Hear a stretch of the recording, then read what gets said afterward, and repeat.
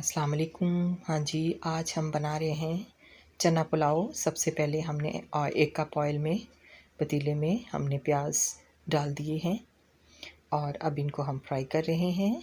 हमने इनको lightly fry करना है, बहुत ज़्यादा डार्क ब्राउन कलर नहीं लाना, बस थोड़ा सा हमने इनका कच्चापन दूर करना है।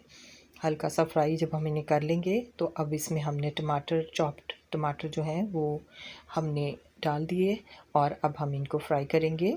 इनको चम्मच से आप थोड़ा मैश कर लें और जब ये टमाटर हमारे थोड़े से नरम होने लगेंगे तो हम इनको इसमें थोड़ा सा हम पानी ऐड और करेंगे, ताकि पानी ऐड करके हम इसको थोड़ा सा गलाने के लिए, इन्हें नरम करने के लिए डालेंगे, ताकि टमाटर जो हैं वो थोड़ा सा गल जाएं। और उसके बाद हमने इसमें मसाला जात भी डाल दिए हैं और पानी इसलिए भी डाला जाता है शुरू में थोड़ा सा कि ताकि आपके मसाले जले नहीं और पानी के साथ वो अच्छी तरह से मिक्स होकर आप वहाँ पुलाव के लिए तैयार हो जाएंगे, शामिल हो जाएंगे, जलेंगे नहीं।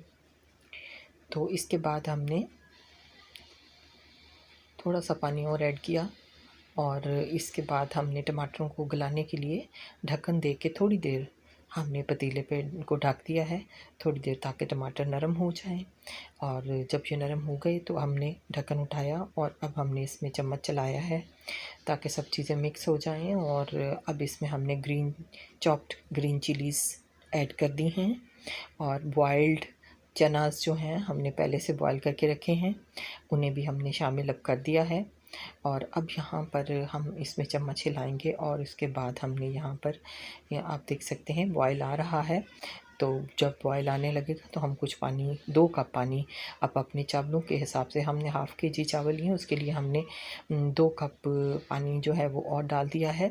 और उसके बाद कुछ हमने पहले डाला और बाकी हम 2 कप अब और डाल रहे हैं। आप अपने चावलों के हिसाब से पानी डालेंगे, क्योंकि बाज़ चावल नए होते हैं, बाज़ पुराने होते हैं, और उस हिसाब से तो आप अपने चावलों में पानी अपने हिसाब से डाल लीजिए। और हमारे पास हाफ़ केजी हैं तो हमने उसके हिसाब से पानी डाल लिया है।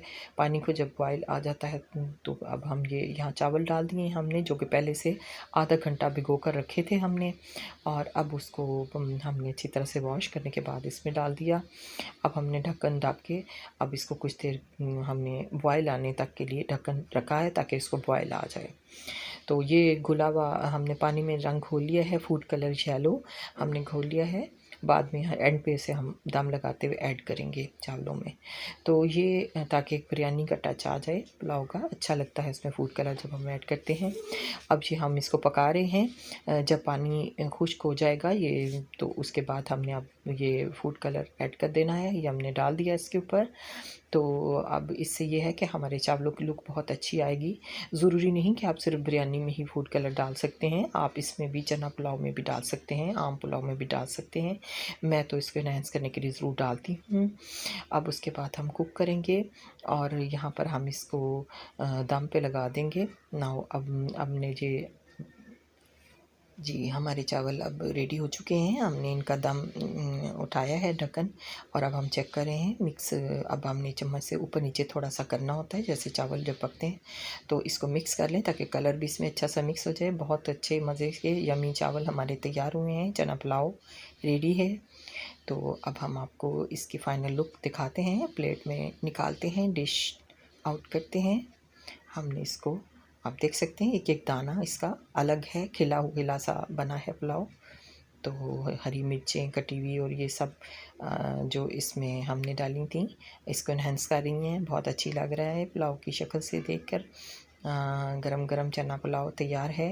उम्मीद है आज की रेसिपी आपको अच्छी लगी होगी। आप अपने लिए ज़रूर ट्राई कीजिएगा, बनाइएगा, और इंशाल्लाह अपनी जो मेरी किचन टिप्स हैं कुकिंग की, मैं साथ साथ शेयर करूँगी। आई होप कि आप मुझे, मेरे चैनल को सब्सक्राइब करेंगे, इनकरेज करेंगे। मिलते हैं फिर किसी और अच्छी सी रेसिपी के साथ। तब तक मुझे दीजिए इजाज़त। अपना ख्याल रखिएगा, दुआ में याद रखिएगा। अल्लाह हाफ़िज़।